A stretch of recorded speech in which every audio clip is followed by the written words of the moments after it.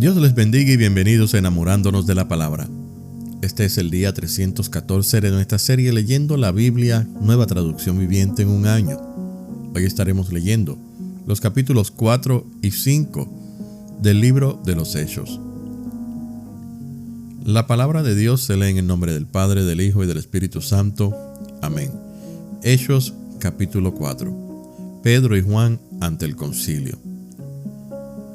Mientras Pedro y Juan le hablaban a la gente, se vieron enfrentados por los sacerdotes, el capitán de la guardia del templo y algunos de los saduceos.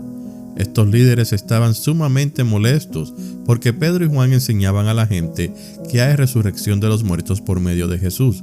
Los arrestaron y, como ya era de noche, los metieron en la cárcel hasta la mañana siguiente. Pero muchos de los que habían oído el mensaje lo creyeron. Así que el número de creyentes ascendió a un total aproximado de 5,000 hombres, sin contar a las mujeres y a los niños.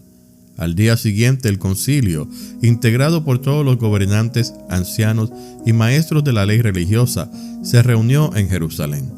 El sumo sacerdote, Anás, estaba presente junto con Caifás, Juan, Alejandro y otros parientes del sumo sacerdote. Hicieron entrar a los dos discípulos y les preguntaron: ¿con qué poder o en nombre de quién han hecho esto? Entonces Pedro, lleno del Espíritu Santo, les dijo: gobernantes y ancianos de nuestro pueblo, ¿nos interrogan hoy por haber hecho una buena obra a un inválido? ¿Quieren saber cómo fue sanado? Déjenme decirles claramente, tanto a ustedes como a todo el pueblo de Israel, que fue sanado por el poderoso nombre de Jesucristo de Nazaret, el hombre a quien ustedes crucificaron, pero a quien Dios levantó de los muertos. Pues es Jesús a quien se refieren las Escrituras cuando dicen: la piedra que ustedes, los constructores, rechazaron, ahora se ha convertido en la piedra principal. En ningún otro hay salvación. Dios no ha dado ningún otro nombre bajo el cielo mediante el cual podamos ser salvos. Los miembros del concilio quedaron asombrados cuando vieron el valor de Pedro y de Juan, porque veían que eran hombres comunes sin ninguna preparación especial en las Escrituras. También los identificaron como hombres que habían estado con Jesús. Sin embargo, dado que podían ver allí de pie entre ellos al hombre que había sido sanado, no hubo nada que el concilio pudiera decir. Así que les ordenaron a Pedro y a Juan que salieran de la sala del concilio y consultaron entre ellos. ¿Qué debemos hacer con estos hombres?, se preguntaban unos a otros. No podemos negar que han hecho una señal milagrosa y todos en Jerusalén ya lo saben. Así que, para evitar que sigan divulgando su propaganda aún más, tenemos que advertirles que no vuelvan a hablar con nadie en el nombre de Jesús. Entonces llamaron nuevamente a los apóstoles y les ordenaron que nunca más hablaran ni enseñaran en el nombre de Jesús. Pero Pedro y Juan respondieron: ¿acaso piensan que Dios quiere que los obedezcamos a ustedes en lugar de a Él? Nosotros no podemos dejar de hablar acerca de todo lo que hemos visto y oído. Entonces el concilio los amenazó aún más, pero finalmente los dejaron ir porque no sabían cómo castigarlos sin desatar un disturbio, pues todos alababan a Dios por esa señal milagrosa, la sanidad de un hombre que había estado lisiado por más de 40 años. Los creyentes oran por valentía. Tan pronto como quedaron libres, Pedro y Juan volvieron a donde estaban los demás creyentes y les contaron lo que los sacerdotes principales y los ancianos les habían dicho. Cuando los creyentes oyeron las noticias, todos juntos alzaron sus voces en oración a Dios. Oh soberano Señor, creador del cielo y de la tierra, del mar y de todo lo que hay en ellos. Hace mucho tiempo, tú hablaste por el Espíritu Santo mediante nuestro antepasado David, tu siervo, y dijiste: ¿por qué estaban tan enojadas las naciones? ¿Por qué perdieron el tiempo en planes inútiles? Los reyes de la tierra se prepararon para la batalla. Los gobernantes se reunieron en contra del Señor y en contra de sus Mesías. De hecho, eso ha ocurrido aquí en esta misma ciudad. Pues Herodes Antipas, el gobernador Poncio Pilato, los gentiles y el pueblo de Israel estaban todos unidos en contra de Jesús, tu santo siervo, a quien tú ungiste. Sin embargo, todo lo que hicieron ya estaba determinado de antemano de acuerdo con tu voluntad. Y ahora, oh Señor, escucha sus amenazas y danos a nosotros, tus siervos, mucho valor al predicar tu palabra. Extiende tu mano con poder sanador, que se hagan señales milagrosas y maravillas por medio del nombre de tu santo siervo Jesús. Después de esta oración, el lugar donde estaban reunidos tembló y todos fueron llenos del Espíritu Santo y predicaban con valentía la palabra de Dios. Los creyentes comparten sus bienes. Todos los creyentes estaban unidos de corazón y en espíritu. Consideraban que sus posesiones no eran propias, así que compartían todo lo que tenían. Los apóstoles daban testimonio con poder de la resurrección del Señor Jesús, y la gran bendición de Dios estaba sobre todos ellos. No había necesitados entre ellos, porque los que tenían terrenos o casas los vendían y llevaban el dinero a los apóstoles para que ellos lo dieran a los que pasaban necesidad. Por ejemplo, había un tal José, a quien los apóstoles le pusieron el sobrenombre Bernabé, que quiere decir hijo de ánimo. Él pertenecía a la tribu de Leví y era oriundo de la isla de Chipre. Vendió un campo que tenía y llevó el dinero a los apóstoles. Capítulo 5. Ananías y Zafira. Había cierto hombre llamado Ananías, quien junto con su esposa Zafira vendió una propiedad y llevó solo una parte del dinero a los apóstoles, pero afirmó que era la suma total de la venta. Con el consentimiento de su esposa, se quedó con el resto. Entonces Pedro le dijo: Ananías, ¿por qué has permitido que Satanás llenara tu corazón? Le mentiste al Espíritu Santo y te quedaste con una parte del dinero. La decisión de vender o no la propiedad fue tuya, y después de venderla, el dinero también era tuyo para regalarlo o no. ¿Cómo pudiste hacer algo así? No nos mentiste a nosotros, sino a Dios. En cuanto Ananías oyó estas palabras, cayó al suelo y murió. Todos los que se enteraron de lo sucedido quedaron aterrados. Después, unos muchachos se levantaron, lo envolvieron en una sábana, lo sacaron y lo enterraron. Como 3 horas más tarde, entró su esposa sin saber lo que había pasado. Pedro preguntó: ¿Fue este todo el dinero que tú y tu esposo recibieron por la venta de su terreno? Sí, contestó ella. Ese fue el precio.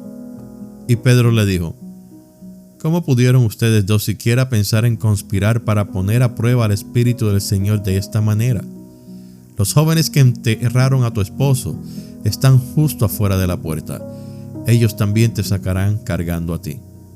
Al instante, ella cayó al suelo y murió.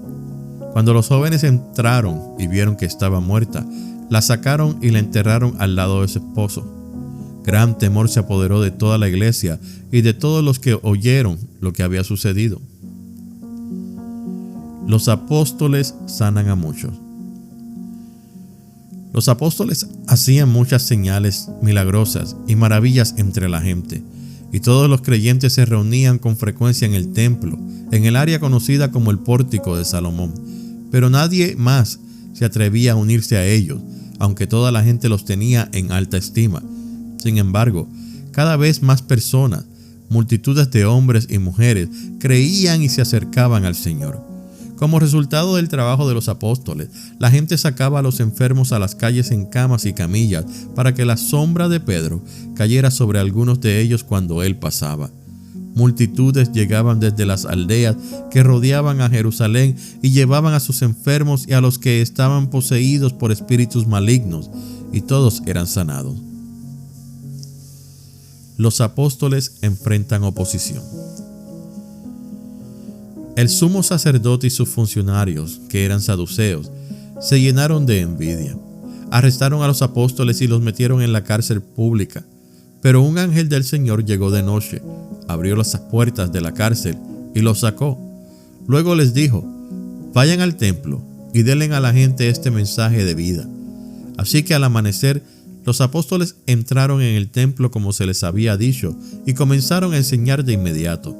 Cuando llegaron el sumo sacerdote y sus funcionarios, convocaron al concilio supremo, es decir, a toda la asamblea de los ancianos de Israel. Luego mandaron a sacar a los apóstoles de la cárcel para llevarlos a juicio. Pero cuando los guardias del templo llegaron a la cárcel, los hombres ya no estaban. Entonces regresaron al concilio y dieron el siguiente informe: la cárcel estaba bien cerrada. Los guardias estaban afuera en sus puestos, pero cuando abrimos las puertas no había nadie. Cuando el capitán de la guardia del templo y los sacerdotes principales oyeron esto, quedaron perplejos y se preguntaban en qué iba a terminar todo el asunto. Entonces alguien llegó con noticias sorprendentes. Los hombres que ustedes metieron en la cárcel están en el templo enseñando a la gente. El capitán fue con los guardias del templo y arrestó a los apóstoles, pero sin violencia, porque tenía miedo de que la gente los apedreara. Después llevaron a los apóstoles ante el Concilio Supremo, donde los confrontó el sumo sacerdote. ¿Acaso no les dijimos que no enseñaran nunca más en nombre de ese hombre?, les reclamó. En lugar de eso, ustedes han llenado a toda Jerusalén con la enseñanza acerca de él y quieren hacernos responsables de su muerte. Pero Pedro y los apóstoles respondieron: nosotros tenemos que obedecer a Dios antes que a cualquier autoridad humana. El Dios de nuestros antepasados levantó a Jesús de los muertos después de que ustedes lo mataron colgándolo en una cruz. Luego Dios lo puso en el lugar de honor a su derecha como príncipe y salvador. Lo hizo para que el pueblo de Israel se arrepintiera de sus pecados y fuera perdonado. Nosotros somos testigos de estas cosas y también lo es el Espíritu Santo, dado por Dios a todos los que le obedecen.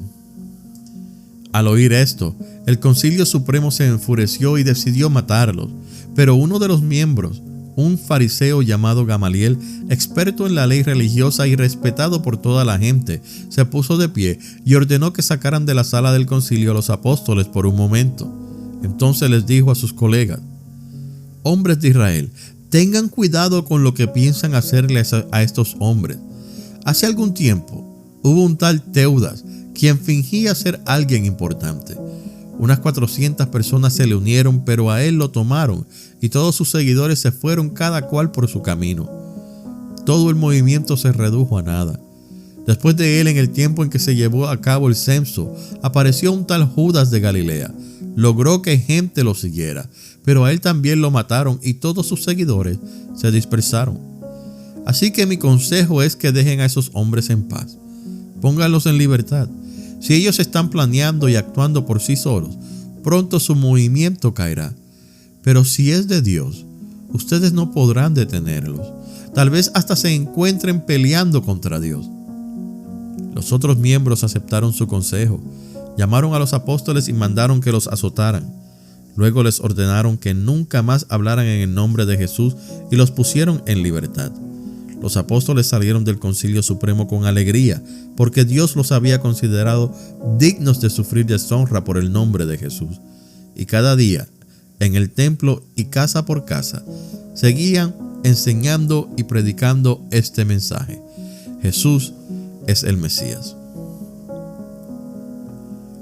Esta ha sido la lectura del día 314 de nuestra serie Leyendo la Biblia, Nueva Traducción Viviente en un año. Gracias por escuchar Enamorándonos de la Palabra. Que el Señor le continúe bendiciendo.